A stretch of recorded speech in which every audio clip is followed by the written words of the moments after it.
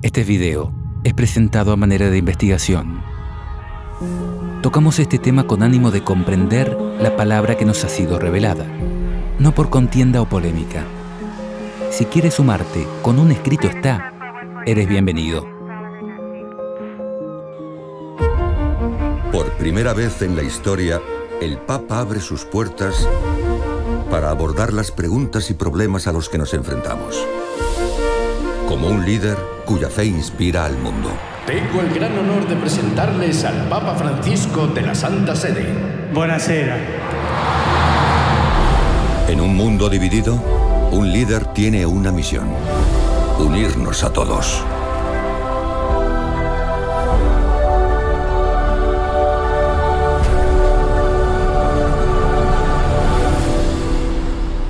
Abbiamo tanto da fare e dobbiamo farlo insieme.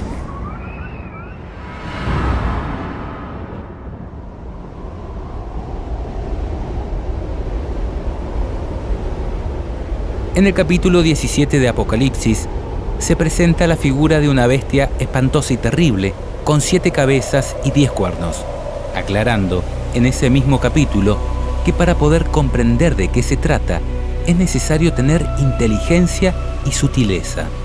Y dice: las 7 cabezas son las 7 colinas sobre las cuales está sentada la mujer, y también simbolizan a 7 reyes. 5 han caído, 1 vive y el otro todavía no ha llegado, pero cuando llegue, durará poco tiempo. Concordamos con la mayoría de los estudiosos bíblicos que afirman que esta bestia espantosa y terrible simboliza el accionar de Roma, tanto política como religiosa, en la historia de la humanidad. Ahora, ¿cuál es el significado de las 7 cabezas y los 10 cuernos? Es el tema que nos ocupa. Lo primero que debemos tener en cuenta es que en Apocalipsis 12 y 13 también se presenta el accionar de esta bestia, pero con algunas diferencias. Aunque la bestia es similar, las diferencias podrían estar indicando que se trata de diferentes periodos y realidades en la historia de su gobierno. En Apocalipsis 12 se presenta a esta bestia como un dragón de 7 cabezas y 10 cuernos, tratando de devorar a la simiente de la mujer, es decir, a Cristo, tan pronto como naciese, y persiguiendo luego a la mujer pura, es decir, a la verdadera iglesia, por 1260 días proféticos. Sabemos que fue la Roma imperial la que se encontraba gobernando en los días de Cristo. Sin embargo, a través del periodo de persecución, podemos conocer que la profecía se centra en Roma papal, que persiguió a los verdaderos cristianos por 1260 años. Se especifica que las 7 cabezas tenían 7 diademas o coronas, lo cual coincide con lo que vimos en relación a que las 7 cabezas simbolizan 7 reyes que gobiernan de manera consecutiva. Los 10 cuernos también simbolizan a 10 reyes, pero, a diferencia de las 7 cabezas, son reyes de menor poder que gobiernan de manera simultánea juntamente con la bestia. Es necesario hacer notar que las diademas o coronas son 7 y están sobre las cabezas de la bestia y no sobre los cuernos, simbolizando en este caso que el poder real se encuentra en las cabezas de la bestia y no en los cuernos. En Apocalipsis 13 se presenta a esta misma bestia, pero en el periodo en que una de sus cabezas recibe una herida de muerte, aunque se aclara que la herida mortal será sanada y se maravillará toda la tierra en pos de la bestia. Al mismo tiempo se presenta otra bestia que sube de la tierra, semejante a un cordero, pero que habla como dragón, que sabemos representa el accionar de los Estados Unidos como potencia mundial que, finalmente, hará que todos adoren a la primera bestia, es decir, a Roma.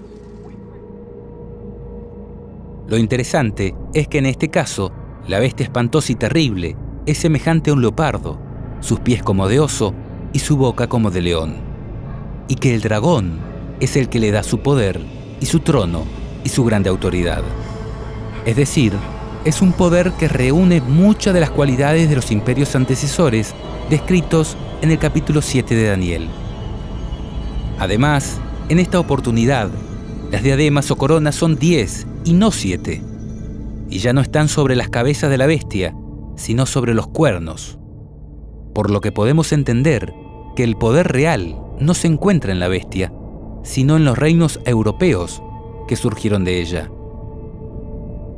Es decir, se trataría del periodo en que la bestia romana papal pierde el poder a causa de la herida mortal que le provoca la Reforma Protestante cerca del 1500 después de Cristo y luego la Revolución Francesa en 1798, cuando el Papa es tomado en cautiverio por Napoleón Bonaparte y el poder de papado entra en agonía por la herida que le proporcionan las naciones europeas, al mismo tiempo que se produce el surgimiento de los Estados Unidos como potencia mundial.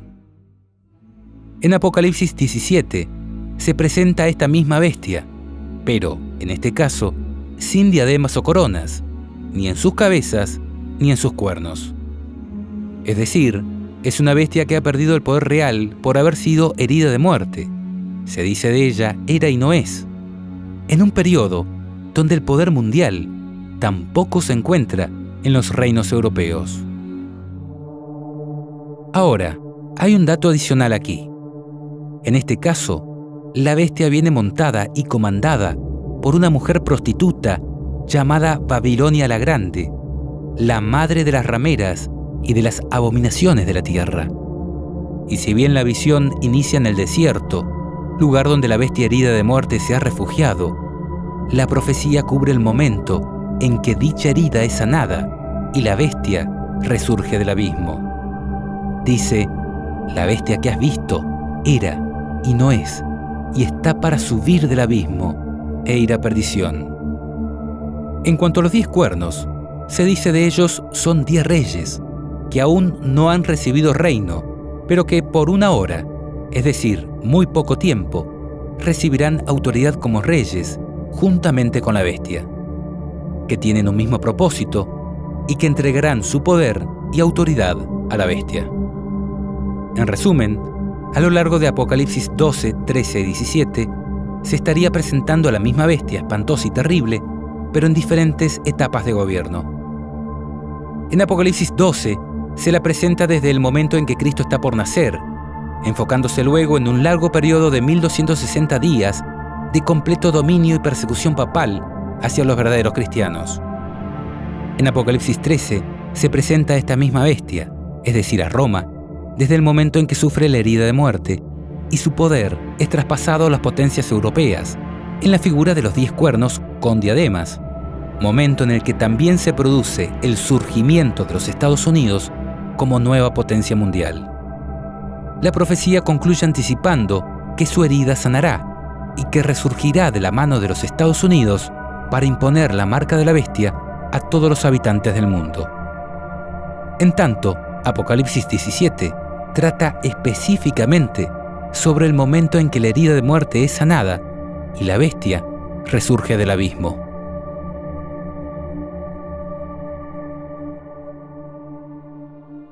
Volviendo al tema que nos ocupa, ¿qué representan las 7 cabezas y los 10 cuernos? A su vez, ¿a quién representa la mujer prostituta llamada Babilonia?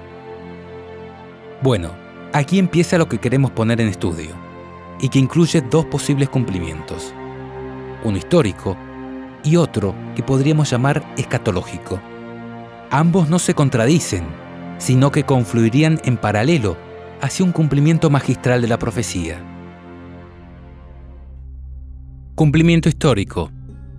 En cuanto al cumplimiento histórico, en el apéndice del libro El deseado de todas las gentes, encontramos esta definición. Ha sido objeto del estudio y esfuerzo de Satanás unir la Iglesia y el Estado desde el principio. Separados, son útiles y valiosos para la vida del mundo. Unidos, vienen a ser un veneno mortífero, tanto para el cuerpo político como para el cuerpo eclesiástico. De una unión tal, brotan las grandes bestias apocalípticas que desgarran cruelmente y aplastan despiadadamente la vida de todos los que se le oponen. Véase Daniel 7 y Apocalipsis 12, 13 y 17. La bestia de Apocalipsis 13, 1 al 10, nótese que solo se refiere a la bestia de Apocalipsis 13, es un símbolo de este poder a través de los siglos, que ha existido bajo diversas formas, simbolizadas por las 7 cabezas. Bajo la cabeza dominante del periodo presentado en Apocalipsis 13, 1 al 10, la bestia representa el papado. Ejerció el poder perseguidor durante 1260 años, al fin de los cuales nos es representada como yendo en cautiverio. Si una de las cabezas de la bestia de Apocalipsis 13 representa al papado, podríamos llegar a interpretar que las restantes 6 representan al resto de los imperios que gobernaron o gobernarán el mundo, uniendo la Iglesia y el Estado. Desde este punto de vista, es lógico tratar de comprender el significado de las 7 cabezas de la bestia de Apocalipsis 13 como 7 reinos que existirían desde la época del Imperio Babilónico hasta el fin del mundo, dado que este es el punto de origen en la profecía de Daniel 7, donde se representa a Babilonia como un león alado, símbolo que también se incluye en la descripción de la bestia espantosa y terrible de Apocalipsis 13. Entonces, dentro de este posible cumplimiento histórico, las 7 cabezas de la bestia podrían ser: 1. Babilonia, que gobernó entre el 605 y el 539 a.C., representada por un león en Daniel 7 y por la cabeza de oro en Daniel 2. 2. Medo-Persia, que gobernó entre el 539 al 331 a.C., representada por un oso en Daniel 7 y por pechos y brazos de plata en Daniel 2. 3. Grecia, que gobernó del 331 al 168 a.C., representada por un leopardo en Daniel 7 y por vientre de bronce en Daniel 2. 4. Roma política militar, que gobernó entre el 168 a.C. hasta el 476 después de Cristo, y es representada por el periodo de gobierno de la bestia espantosa y terrible de Daniel 7 y por las piernas de hierro de Daniel 2. 5. Roma papal en la Europa religiosa, que gobernó del 476 al 1798 después de Cristo, representada por el periodo de gobierno de los cuernos en la bestia espantosa y terrible de Daniel 7, con claro predominio del cuerno pequeño a partir del 538 después de Cristo. En Daniel 2, este periodo es representado por pies en parte de hierro y en parte de barro cocido. 6. Secularismo evolucionista, desde 1798 hasta nuestros días. Dado que podríamos entender que el ateísmo y evolucionismo actual también conforman una especie de religión que domina al Estado y se vale de él para imponer sus creencias, por lo que podría estar representado por la 6ª cabeza que aparece en el periodo en que la bestia no es decir, cuando Roma no tiene poder. Es necesario destacar que Estados Unidos no forma parte de la bestia espantosa y terrible, ni de sus cabezas, ni de sus cuernos, sino que es descrito en Apocalipsis 13 como otra bestia que gobierna desde el periodo en que la bestia no es y que terminará hablando como dragón, haciendo que todos adoren a la primera bestia, es decir, a Roma. 7. Gobierno del nuevo orden mundial, a través de la ONU o alguna nueva organización que agrupe todos los gobiernos del mundo, en conjunto con un poder papal que está por recobrar el dominio absoluto del mundo. Es representado en la profecía de Apocalipsis 17 mediante la figura de los 10 cuernos, que simbolizan 10 reyes que aún no han recibido reino, pero que por muy poco tiempo recibirán autoridad juntamente con la bestia. 8. Resurgimiento de la bestia en la figura del 8º. Se produciría cuando todos los reinos del mundo le entreguen el poder total y absoluto al anticristo en la figura del Papa. Según esta interpretación, los 5 reyes o reinos que han caído, según la cuenta de Apocalipsis 17:10, serían Babilonia, Medo-Persia, Grecia, Roma imperial y Roma papal. Y el rey o reino que vive en el periodo en que la bestia no es el secularismo evolucionista, en conjunto con los Estados Unidos, que surge como segunda bestia. Y el que aún no ha llegado, pero que cuando llegue durará poco tiempo, es el gobierno del nuevo orden mundial, cuando los 10 reyes que aún no han recibido reino reciban autoridad como reyes, juntamente con la bestia, durante un breve periodo de tiempo, tal como una hora profética. Se dice de ellos, estos tienen un mismo propósito, es decir, actúan en conjunto como un único rey, y que entregarán su poder y su autoridad a la bestia. Es de destacar que el gobierno mundial de los 10 reyes, que aún no han recibido reino, se conformaría en forma conjunta con la bestia, hasta que, luego de un corto periodo de tiempo, estos reyes le entreguen la completa autoridad a la bestia en la figura del octavo, que haría alusión a la toma de poder de la Roma papal cuando termine de curar de su herida mortal.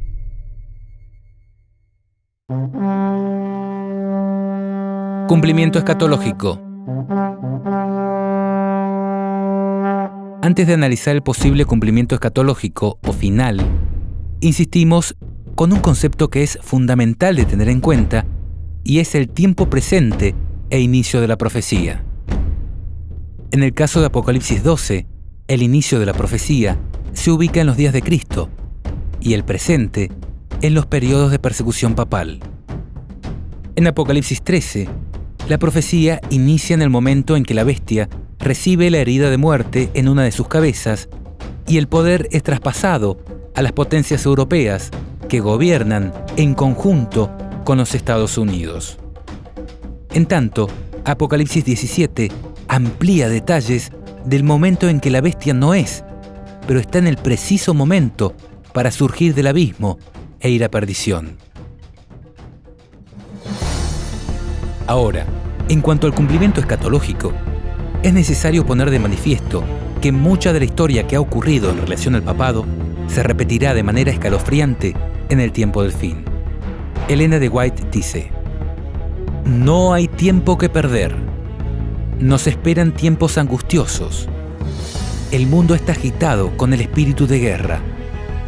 Pronto ocurrirán las escenas de angustia que se describen en las profecías.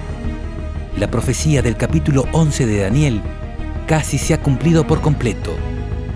Mucha de la historia que ha ocurrido en cumplimiento de esta profecía se repetirá.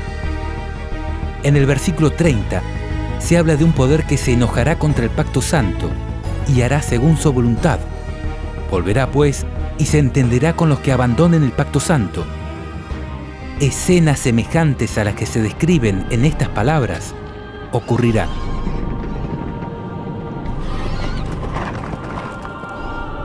Muchas de las profecías de la Biblia tienen dobles cumplimientos, uno histórico y otro mucho más asombroso y cabal al final de los días. Mateo 24 es ejemplo de ello, cuando Jesús agrupa en una única profecía tanto las señales que anunciarían la destrucción de Jerusalén como aquellas que nos darían cuenta de su pronto regreso. Las 7 iglesias del Apocalipsis son otro claro ejemplo, donde lo que ocurre en el primer cumplimiento histórico nos enseña acerca de lo que ocurrirá luego y hasta el fin de los días, presentando las diferentes realidades que le tocaría vivir a la iglesia y el mensaje que Dios tiene para ella en cada caso. Por esto, no hay que desesperar si algunos aspectos de la profecía no se terminan de entender en el cumplimiento histórico, porque podrían estar haciendo referencia a detalles de un majestuoso cumplimiento que tendrá lugar al final de los días. Pasemos entonces a analizar la interpretación escatológica de Apocalipsis 17:10, lo cual es el punto más álgido de nuestro estudio, y para lo cual pedimos suma prudencia de vuestra parte. La realidad es que si bien en un análisis histórico podríamos asociar las cabezas de la bestia con los grandes poderes políticos religiosos que habrán desde Babilonia hasta el fin del tiempo, siendo el papado una de estas cabezas, en un sentido estricto del análisis profético, la bestia espantosa y terrible simboliza, tanto en Daniel 7 como en Apocalipsis 12, 13 y 17, el accionar de Roma en la historia de la humanidad. Por lo tanto, y en el cumplimiento más exacto de la profecía, las cabezas de dicha bestia deben formar parte de un gobierno romano. En este sentido, podemos observar que todas las características que nos da la Biblia en relación a la bestia espantosa y terrible hacen alusión a Roma, enfocándose principalmente en la Roma papal. Por ejemplo, cuando se dice que la bestia era, no es y será, y todo lo relacionado a la herida mortal, está hablando del papado. Cuando anuncia el periodo de 1260 días que la bestia perseguiría a la mujer, también está describiendo el accionar del papado. A la luz de esta verdad, es que les presentamos este estudio, no para que lo crean, sino para que lo analicen. And we bless you with all of our hearts. We bless you with all of our souls. We bless you with all of our might. And we thank you, sir. We thank God for you. And so, all of us declare together, be blessed. Once again, all together, be blessed. Amen. Amen. Amen. Amen. Amen. Amen.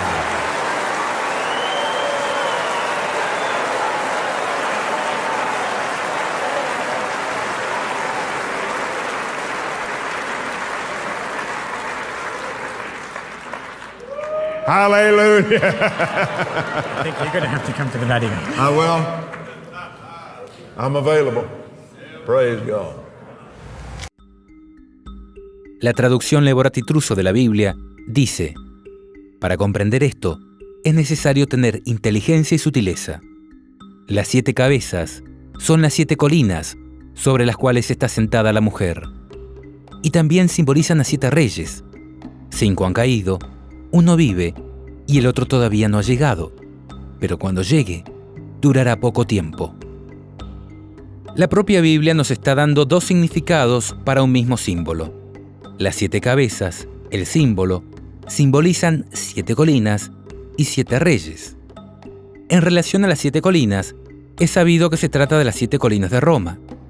La propia Biblia católica, que acabamos de leer, por ejemplo, dice en los comentarios al pie de página, se trata de las 7 colinas de Roma. Por si esto no fuera suficiente, veamos 2 evidencias adicionales. La escritora Elena de White afirma en su libro El conflicto de los siglos que Roma es la ciudad de las 7 colinas, al citar las palabras que dijo Lutero cuando éste aún era sumiso a la jerarquía papal. Finalmente vislumbró en lontananza, es decir, desde lejos, la ciudad de las 7 colinas. Con profunda emoción cayó de rodillas y levantando las manos hacia el cielo, exclamó: ¡Salve, Roma Santa! Por otro lado, si haces una simple búsqueda en Google, escribiendo Ciudad de las 7 colinas, es claro que Roma es mundialmente conocida como la ciudad de las 7 colinas.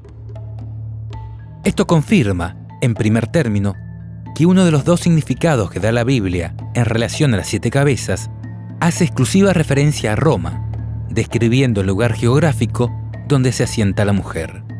¿Qué mujer? La mujer ramera que comanda la bestia en Apocalipsis 17.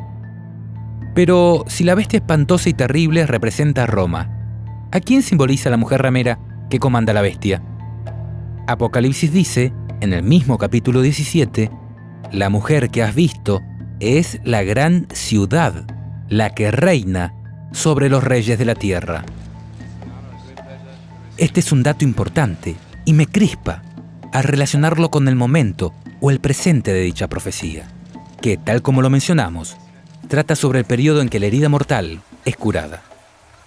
Porque si tomamos el año 1798 como el momento en que el papado sufre la herida de muerte, cuando Napoleón Bonaparte toma en cautiverio al Papa Pío VII y precipita la pérdida de los estados pontificios y el poder temporal de la Iglesia romana, debemos tomar el año 1929 como el momento en que empieza a curar la herida de muerte, cuando Benito Mussolini, a través de los pactos de Letrán, le devuelve parte de los territorios confiscados y reconoce la Santa Sede o Ciudad del Vaticano como Estado independiente.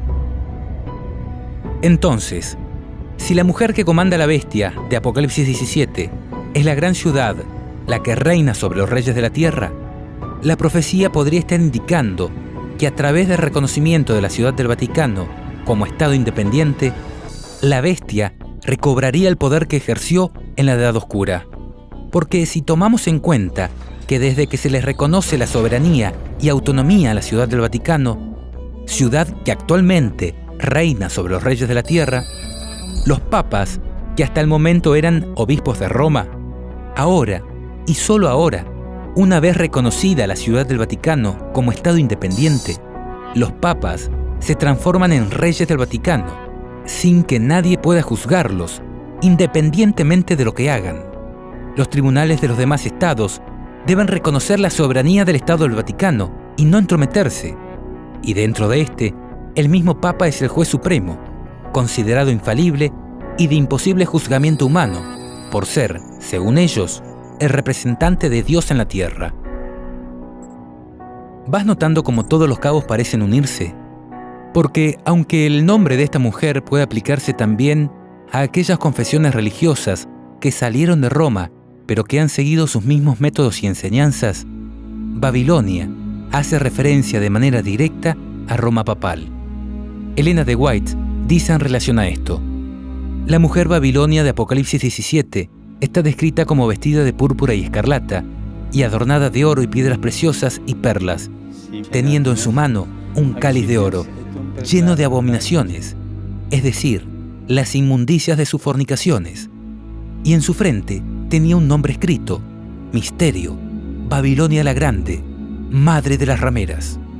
El profeta dice: vi a aquella mujer embriagada de la sangre de los santos y de la sangre de los mártires de Jesús.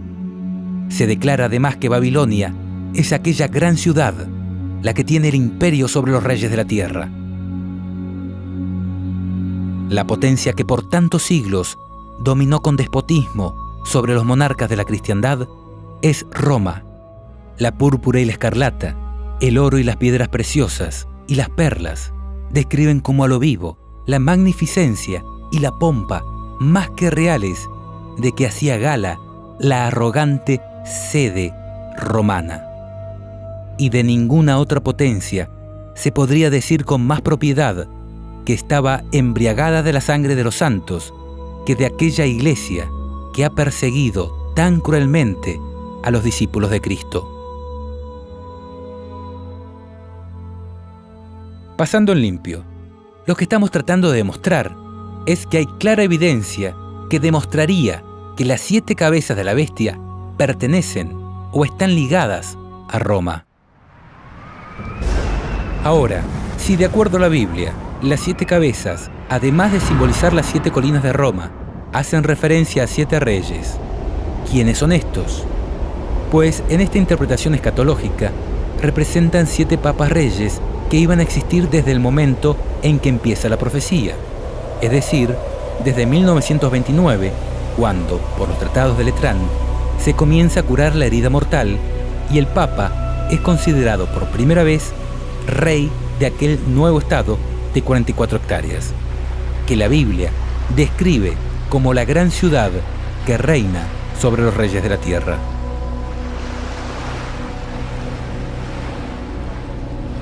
En este sentido, queremos hacer notar algunos antecedentes bíblico-proféticos que demuestran que Dios más de una vez hizo predicciones de este tipo, vinculando hechos de gran trascendencia a la vida o a los reinados de algunas personas. Consideremos algunos casos. El primero es cuando Dios reveló a Enoc la destrucción de la tierra por medio del diluvio. En aquel momento, la vida de su hijo Matusalén fue puesta como oráculo de la profecía.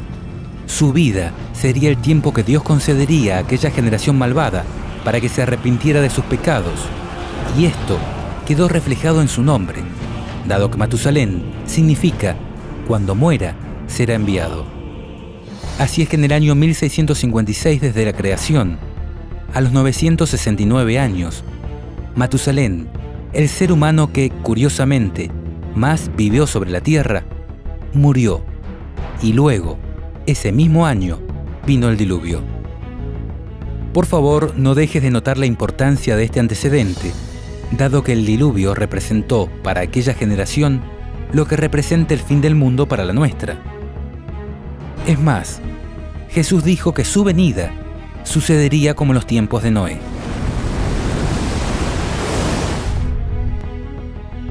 Un segundo ejemplo lo encontramos en la profecía de Daniel 2, cuando Daniel revela a Nabucodonosor que él era representado por la cabeza de oro.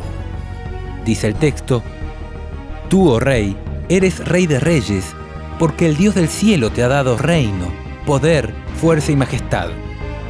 Y donde quiera habitan hijos de hombres, bestias del campo y aves del cielo, Él los ha entregado en tu mano y te ha dado el dominio sobre todo. Tú eres aquella cabeza de oro. También en la profecía de Daniel 7 aparece otra bestia semejante a un leopardo que tenía 4 cabezas. El leopardo, según el método de interpretación bíblica histórico-gramatical, representa a Grecia, y las 4 cabezas a Casandro, Lisímaco, Seleuco y Ptolomeo. 4 de los generales de Alejandro Magno que se repartieron el poder luego de su temprana muerte.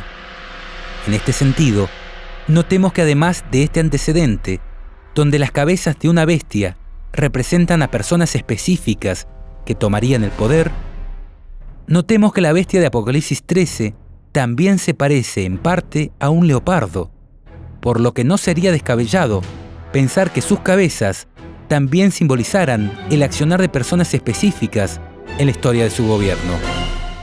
Además, en Daniel 8 se profetiza sobre Alejandro Magno, diciendo: El macho cabrío es el rey de Grecia, y el cuerno grande que tenía entre sus ojos es el rey primero. Dándose aún más detalles en la profecía del capítulo 11, cuando dice: Se levantará luego un rey valiente, el cual dominará con gran poder y hará su voluntad.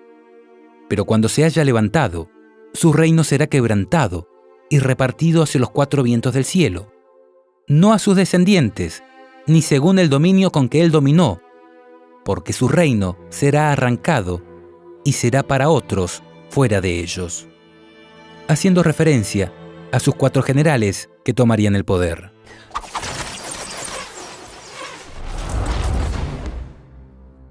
Otro caso se encuentra en la profecía de Daniel 11, cuando dice: Y ahora yo te mostraré la verdad. He aquí aún habrá 3 reyes en Persia, y el cuarto se hará de grandes riquezas más que todos ellos, y al hacerse fuerte con sus riquezas, levantará a todos contra el reino de Grecia. Esta profecía también se cumplió a la perfección. Cuando fue dada, Ciro era el rey del imperio medo-persa, y los 3 reyes que le sucedieron fueron Cambises II, Esmerdis y Darío I el Grande, y el cuarto fue su hijo Jerjes, quien, por el 481 a.C., lanzó una masiva invasión contra Grecia, pero luego de algunas conquistas fue derrotado.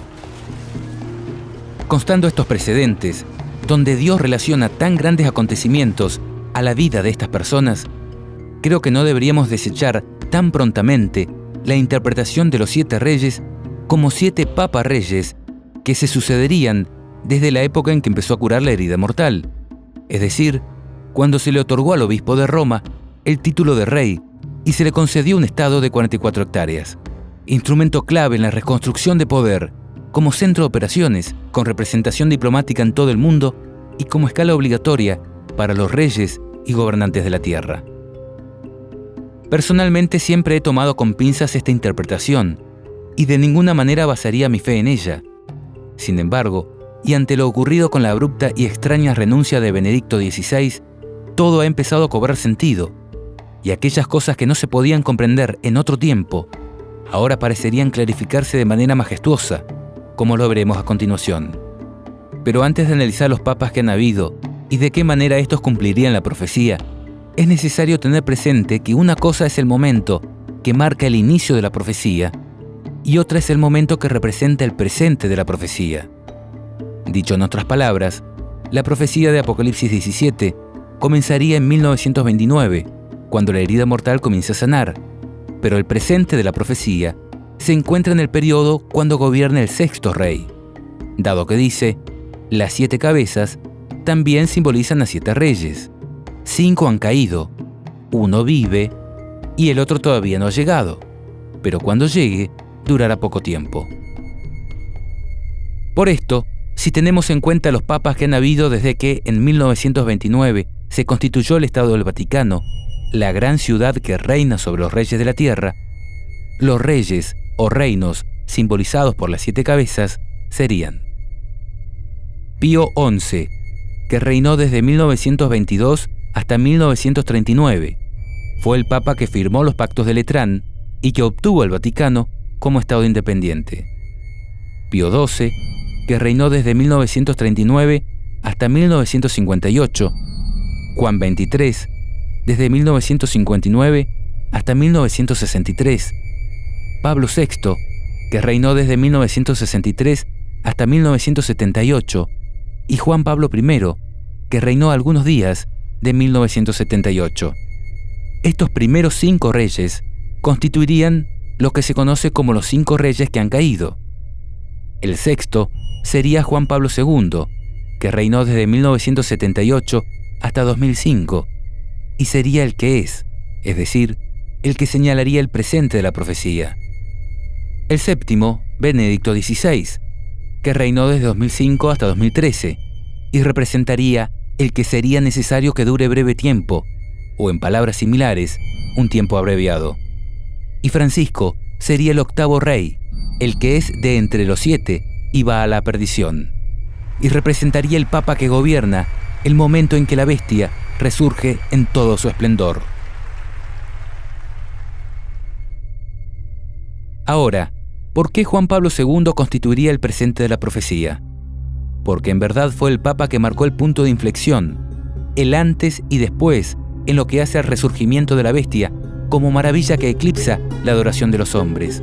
You're a Presbyterian, so I don't want to drag you into other realms. Do you have a favorite saint?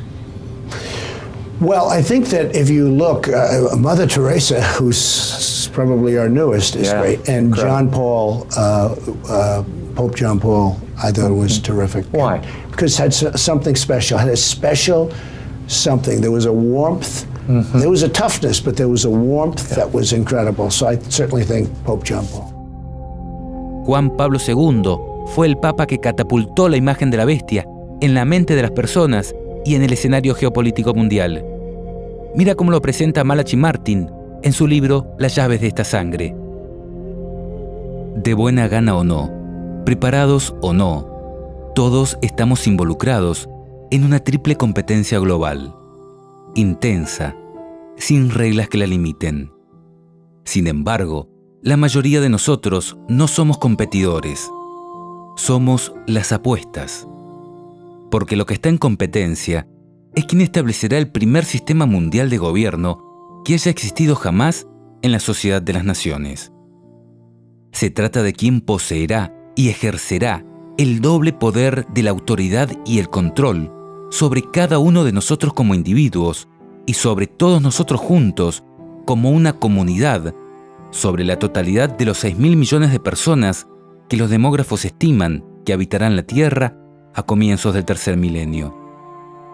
La competencia es intensa porque, ahora que se ha iniciado, no hay forma de revertirla ni detenerla. De hecho, no es demasiado decir que el propósito deliberado del pontificado de Juan Pablo, la máquina que impulsa su gran política papal y que determina sus estrategias día a día, año a año, es salir victorioso de esa competencia que ahora ya se ha iniciado. Porque es un hecho que las apuestas que ha colocado Juan Pablo en la arena del enfrentamiento geopolítico lo incluyen todo. A él mismo, su persona papal, el antiguo oficio apostólico que ahora encarna y toda su Iglesia universal, tanto como una organización institucional sin paralelo en el mundo, cuanto como un cuerpo de creyentes unidos por un lazo de comunión mística. En este nuevo libro, oportuno y sugestivo, Malachi Martin, eminente teólogo, experto en Iglesia Católica, ex jesuita y profesor del Instituto Bíblico Pontificio del Vaticano, autor del bestseller Los Jesuitas, revela la historia desconocida que hay detrás del papel del Vaticano en el colapso de la cortina de hierro, así como la trascendental evaluación que hace el Papa Juan Pablo II de la triple competencia que se está desarrollando ahora en las potencias globales: la Unión Soviética, bajo Mikhail Gorbachev, las naciones capitalistas del Occidente y la propia Iglesia Romana Universal del Papa. Una carrera sin tregua, contra el tiempo y entre sí, para establecer, mantener y controlar el primer gobierno mundial que haya existido jamás sobre la faz de la Tierra. Desde el primer momento de su pontificado, fue el propósito de Juan Pablo II liberar al papado de la camisa de fuerza de la inactividad que le habían impuesto las principales potencias seculares durante 200 años. En suma, el propósito de Juan Pablo fue abrir las compuertas del cambio geopolítico. Martin detalla la evaluación que hace el Papa de las fortalezas y debilidades de los planes geopolíticos del Este y del Occidente, y la grave deficiencia que Juan Pablo insiste que ya ha condenado al fracaso los planes de las superpotencias. Y Martin revela el propio proyecto del Papa Juan Pablo de una estructura genuinamente geopolítica, un gobierno mundial que sea al mismo tiempo viable y humanamente aceptable. Para algunos, el aspecto más intimidante de la política de Juan Pablo, y quizá el más esperanzador para otros, es que a pesar de todos sus éxitos como líder en los asuntos mundiales, ha preferido presidir serenamente el rápido deterioro de su propia base de poder, la Iglesia Católica Romana, que se está desmoronando ante sus ojos. A pesar de las advertencias de sus consejeros más íntimos, no está dispuesto ni siquiera a tratar de detenerlo. Sin embargo, ahora más que nunca, sigue estando convencido de haber comenzado un movimiento que no se puede contener, porque él insiste que la fuerza de sus propios planes está garantizada por las llaves de su autoridad como vicario terreno de Dios. Además de la significatividad histórica del pontificado de Juan Pablo II en el resurgimiento de la Iglesia romana en la geopolítica mundial, este Papa también recibió una herida de muerte, algo que causó conmoción mundial y que al curar de ella lo catapultó victorioso al escenario geopolítico mundial. Estamos viendo algunas escenas de cuando el 13 de mayo de 1981, Juan Pablo II, el sexto Papa Rey del Estado del Vaticano, sufrió una herida de muerte al recibir un disparo del turco Mehmet Ali.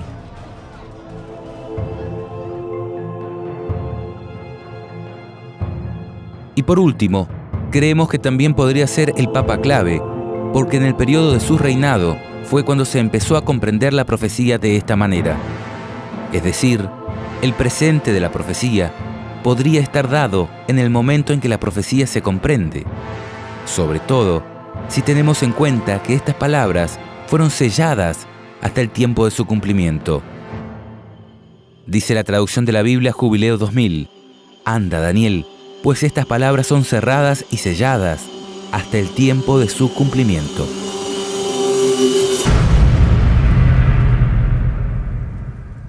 Ahora, ¿qué decir en cuanto al séptimo rey? Aquel que sería necesario dure breve tiempo. Lo que sucedió con Benedicto XVI y su precipitada renuncia, ¿no cumple la profecía a la perfección? ¿No fue acaso necesario que se le acorte su mandato y que se coloque otra persona como cabeza visible de la Iglesia romana por diversas causas? Cambio de la imagen papal por un rostro más amigable y popular, intento de tapar los escándalos morales de toda índole desde las máximas esferas de poder de esta Iglesia.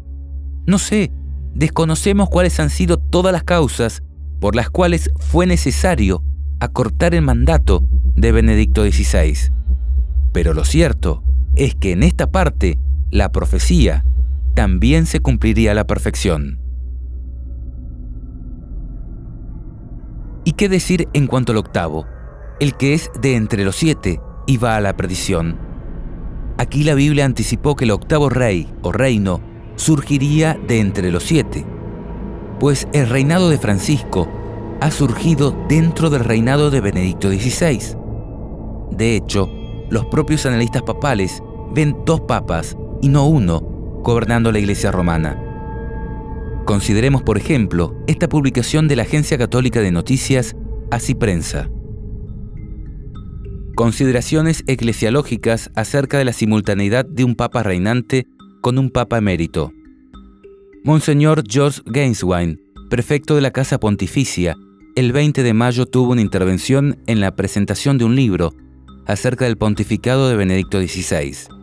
En esa intervención, dijo unas pocas frases que dieron la vuelta al mundo eclesiástico, afirmando que el Papa Benedicto no ha abandonado el ministerio de Pedro, y hablando de un papado en el que hay un miembro activo y un miembro contemplativo. No oculto que, en un primer momento, tuve una impresión de desagrado hacia sus palabras. ¿Cómo era posible que el prefecto de la Casa Pontificia difuminara la nitidez de una renuncia pontificia, una cuestión canónica de gravísima trascendencia para la vida de la Iglesia? Pero en los días siguientes seguí reflexionando sobre el tema y me di cuenta que Monseñor Gainswine había abierto un apasionante tema eclesiológico totalmente nuevo, nunca tratado antes con la hondura que merecía. Después de darle muchas vueltas a este asunto, me encontré que del desagrado pasé a suscribir enteramente las palabras del prefecto de la Casa Pontificia. Personalmente, cuando me enteré de la renuncia de Benedicto XVI, empecé a considerar este posible cumplimiento escatológico con mayor atención. Había escuchado personas que hablaban del tema desde la época que reinaba el Papa Juan Pablo II, pero ahora, en mi interior, dije, si esto es como parece, si mi paisano Jorge Bergoglio, actual Papa Francisco, es quien se describe como el octavo rey, entonces veré con mis propios ojos el resurgir de la bestia. Y pensé, si bajo el pontificado de Francisco se empieza a producir la toma de poder de la Iglesia romana, si puedo ver que los reyes del mundo le entregan su poder postrándose ante su autoridad, no me quedaré callado. Y saben, no he visto otra cosa que eso. Grazie.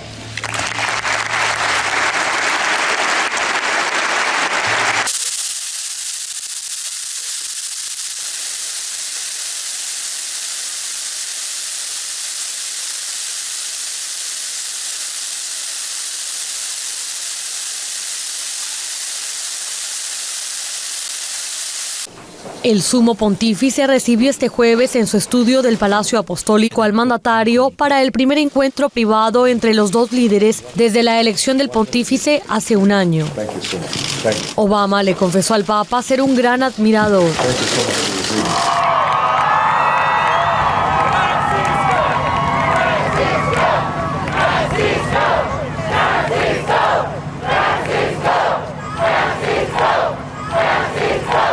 Vemos un ejemplo viviente de las enseñanzas de Jesús, un líder cuya autoridad moral se produjo no solo por las palabras, sino también por los hechos. Le agradecemos y le damos la bienvenida a los Estados Unidos de Norteamérica.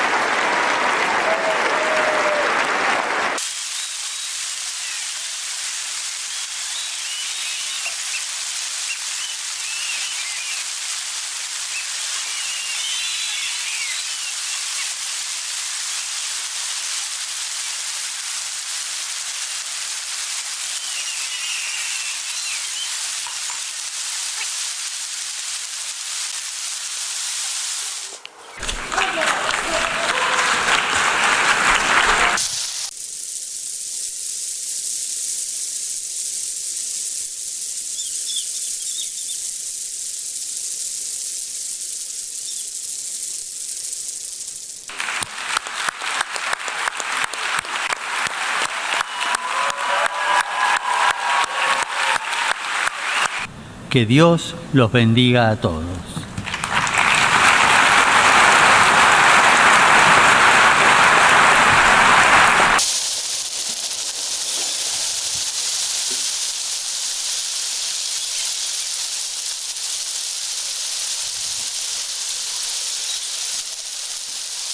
...24 de marzo de 2017... Papa Francisco recibe en audiencia a 27 jefes de Estado y de Gobierno de la Unión Europea.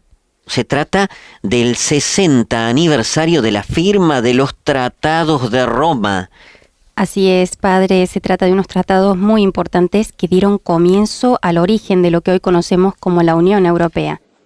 Hoy estamos reunidas las tres instituciones de la Unión Europea, junto a los jefes de Estado y de Gobierno, como símbolo de la unidad, para celebrar los 60 años de nuestro proyecto común. Mañana firmaremos un documento solemne para afirmar las razones del seguir juntos, único modo de poder enfrentar los grandes desafíos de hoy. Es desde aquí que podemos proyectarnos al mundo con prudencia y autoridad. Ha sido entonces Antonio Tajani, presidente del Parlamento Europeo, que saluda a Papa Francisco. Roma, con su vocación de universalidad, es el símbolo de esa experiencia y por eso fue elegida como el lugar de la firma de los tratados. Porque aquí se sentaron las bases políticas, jurídicas y sociales de nuestra civilización. Es oportuno tener presente que Europa es una familia de pueblos y como en toda la buena familia existen susceptibilidades diferentes, pero todos podrán crecer en la medida en la que estén unidos. Penso che l'Europa merite di essere costruita. Grazie.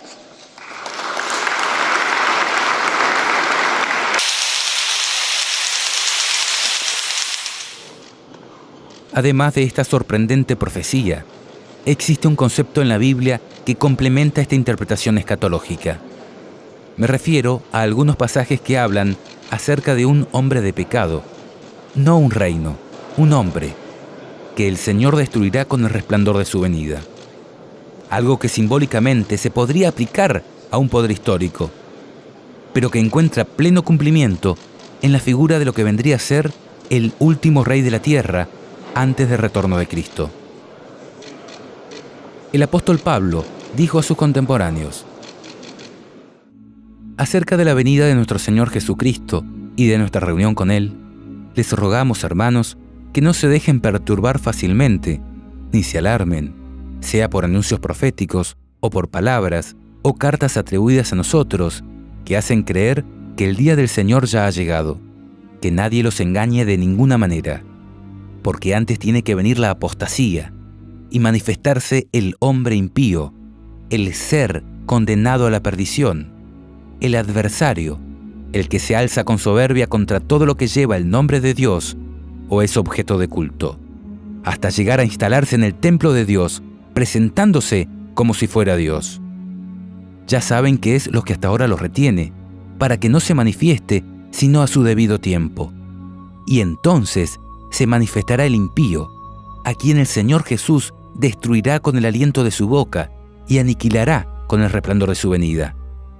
La venida del impío será provocada por la acción de Satanás y estará acompañada de toda clase de demostraciones de poder, de signos y de falsos milagros, y de toda clase de engaños perversos destinados a los que se pierden por no haber amado la verdad que los podía salvar. Por eso Dios les envía un poder engañoso que les hace creer en la mentira, a fin de que sean condenados todos los que se negaron a creer en la verdad y se complacieron en el mal. También, en la singular profecía de Daniel 8, se describe este mismo concepto.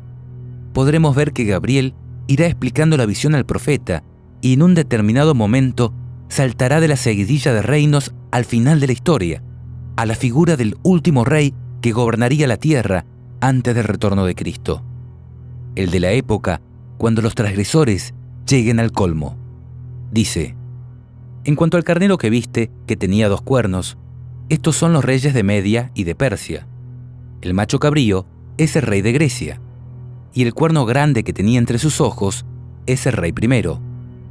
En cuanto al cuerno que fue quebrado y sucedieron 4 en su lugar, significa que 4 reinos se levantarán de esa nación, aunque no con la fuerza de él.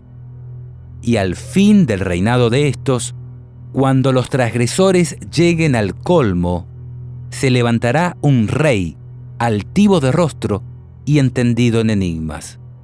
Y su poder se fortalecerá, mas no con fuerza propia, y causará grandes ruinas, y prosperará, y hará arbitrariamente, y destruirá a los fuertes y al pueblo de los santos. Con su sagacidad hará prosperar el engaño en su mano, y su corazón se engrandecerá, y sin aviso destruirá a muchos, y se levantará contra el príncipe de los príncipes, pero será quebrantado, aunque no por mano humana. La visión de las tardes y mañanas que se te ha referido es verdadera, y tú guarda la visión, porque es para muchos días. Si bien podemos reconocer que todo esto podría aplicarse al papado en su conjunto, es notable la aplicación específica que podría estar dándose al final de los días con el reinado de Francisco. 5 veces se le repite a Daniel con diferentes palabras que eso era para el tiempo del fin, para el tiempo cuando los transgresores lleguen al colmo. Tengo el gran honor de presentarles al Papa Francisco de la Santa Sede. Buonasera. No voy a hablar de la suegra. En un mundo dividido, Saber escuchar. un líder tiene una misión: unirnos a todos.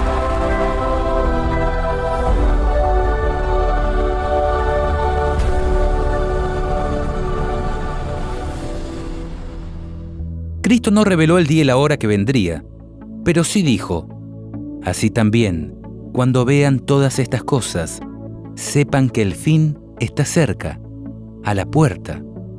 Les aseguro que no pasará de esta generación sin que suceda todo esto.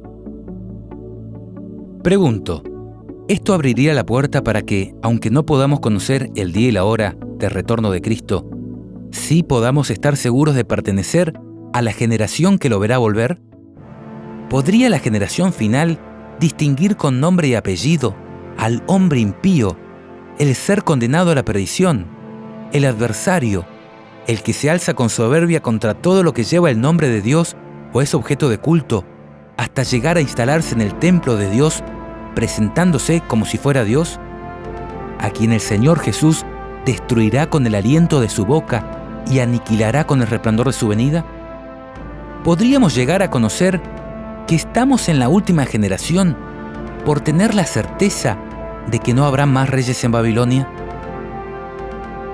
Observa el nivel de detalle que encontramos en Apocalipsis 17, cuando habla del color con que se vestirían los principales dirigentes de la iglesia romana, el símbolo de engaño que portarían en su mano, la riqueza que ostentarían a través de sus joyas, el lugar geográfico donde tendría asiento su gobierno. Y respóndeme, ¿qué interpretación encaja más en este contexto específico? ¿La histórica o la escatológica? ¿La que haría referencia a imperios antiguos o a esta que te anuncia la generación en que se producirá el resurgimiento de la bestia a través de la toma de poder papal y la imposición de la marca de la bestia? ¿Cuál de estas 2 interpretaciones te ayudaría a superar mejor la gran tribulación de los últimos días?